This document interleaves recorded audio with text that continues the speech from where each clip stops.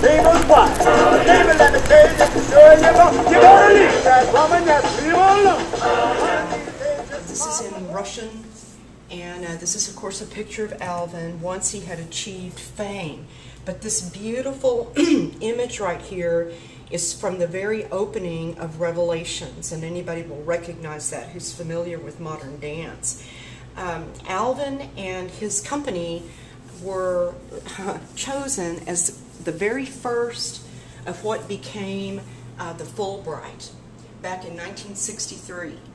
And so he and his small company then were chosen by the federal government to travel as a goodwill ambassador program to Southeast Asia. Now this is before Operation Rolling Thunder and our heavy escalation and involvement in Vietnam.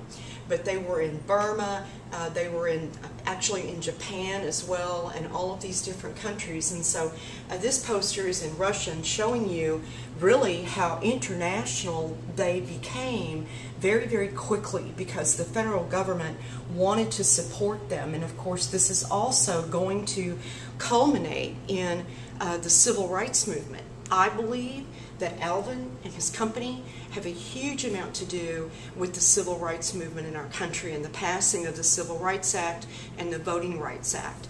The beauty also of Alvin is that his company, in the ballets that Alvin choreographed, like Revelations and Blues Suite, you've got the sacred African American experience, and then Blues Suite you have the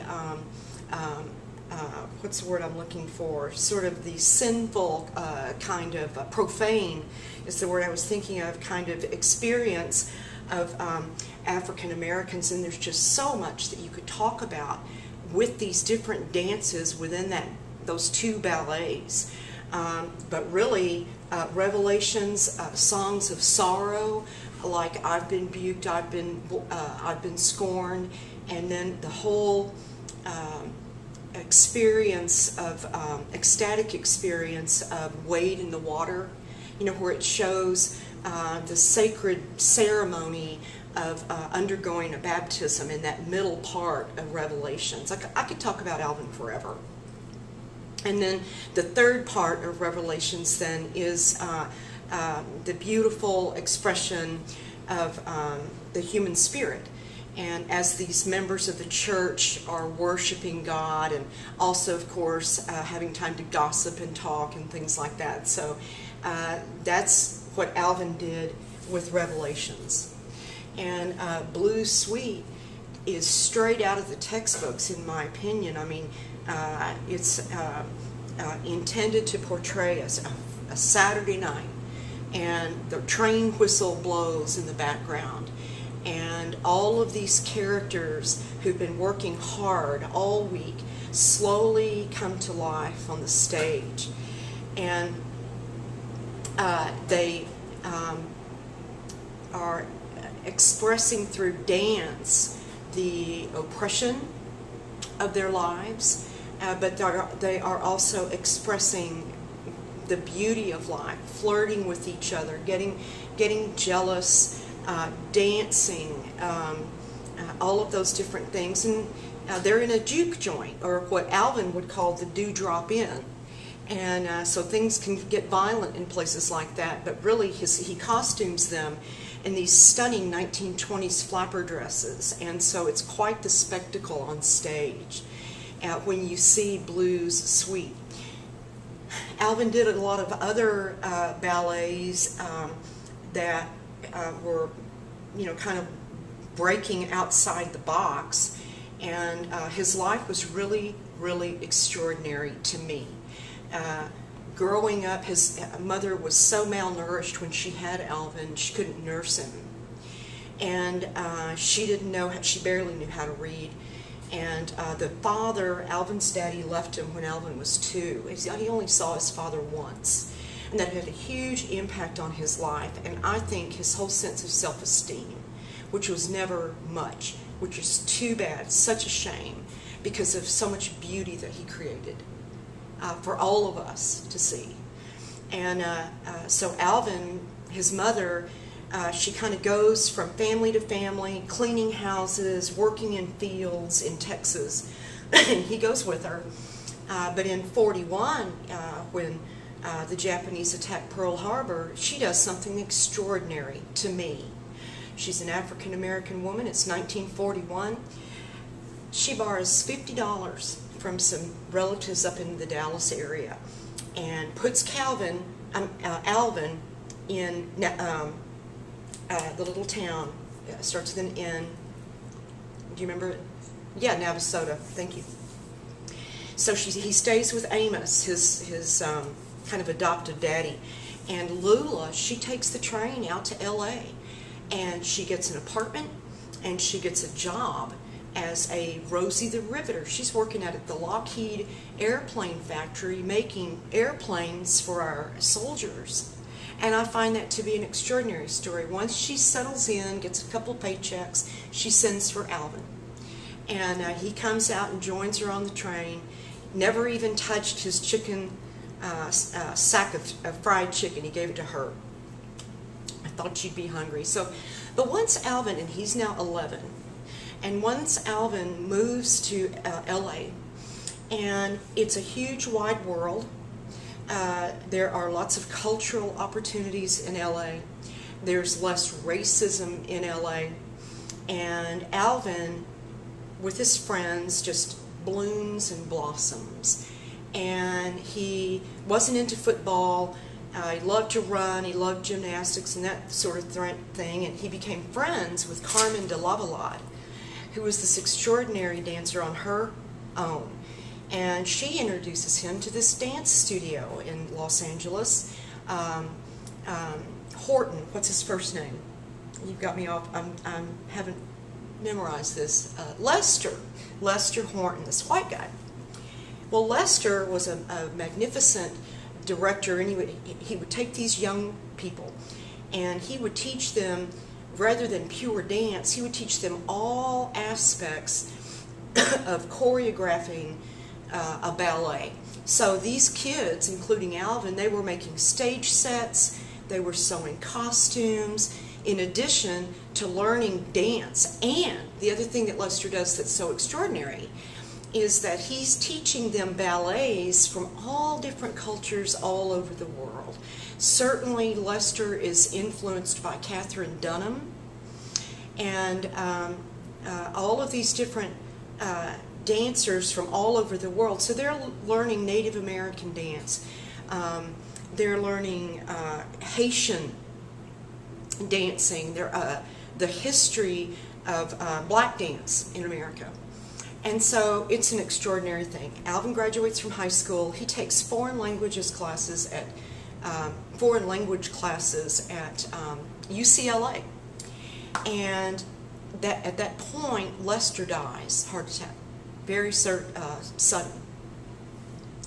So Alvin, the dancers encourage Alvin, and he agrees to take over the company that Lester Horton had created.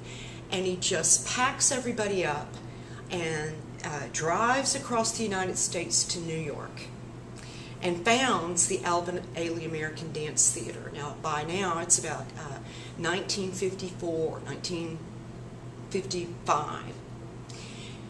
In 1958, Alvin composes his first ballet that really hit the big time, and that was Blue Suite, which we have the poster of that in the other part of the museum.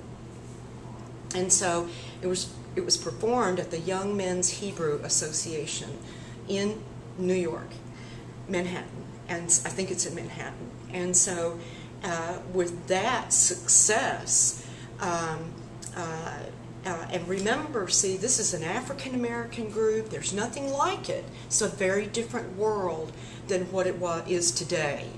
And they were very unusual. They were also very unusual because Alvin encouraged his dancers to literally have a dialogue with the audience, which is very unusual, and really look them in the eye, encourage that participation in what the dancers are doing. So in 1960, Alvin composes his masterpiece, which is Revelations. And at some point not long after that, Langston Hughes writes the opening for the program that appears every year when they do Revelations. We've got a copy of it in here too. It's you know, it's about the gospel. It's about gospel music and this and that.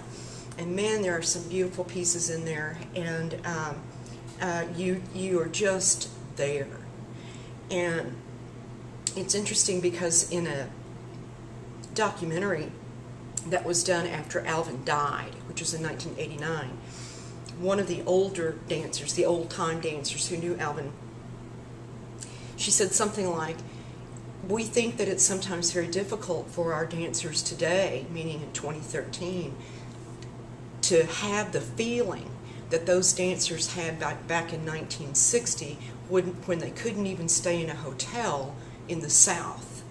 It's hard for a young black dancer today, or even for that matter, whatever, it doesn't matter, mixed race, white, to know what that was like. Open racism. We've got a long way to go today. This is Judith. This is Judith Jamison. His, she was Alvin's protege, as you know, and this is in her costume for the ballet that Alvin created especially for her, called Cry, which he dedicated to all mothers everywhere, especially black mothers. And so that kind of propelled Judith into stardom. And as you also know, once Alvin died, for many years, Judith was the artistic director for the Alvin Ailey American Dance Theater, and I would love to meet her someday. And this is, this is a guy named Keith McDaniel in a ballet that Alvin created called Spectrum from 1982. And then this is one of the other dancers. I'm trying to remember who she is. Oh, this is Mary Kajiwara. And the other thing is that Alvin, his dance company was not just black dancers, they were of all races. And for the time, in the 60s and 70s, that also was very unusual. So this is Mary, also in a version of Cry.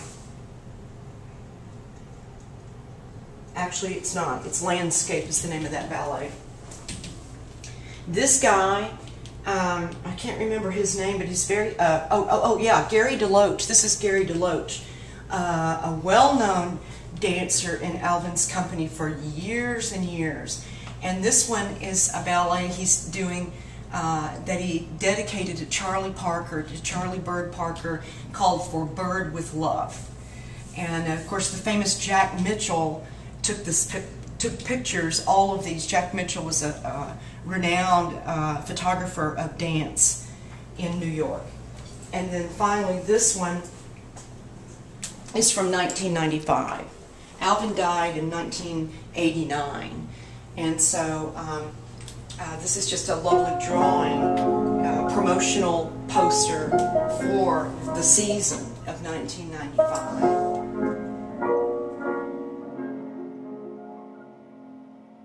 A day is past and gone. A day is past and gone. The shade of peace in the shades of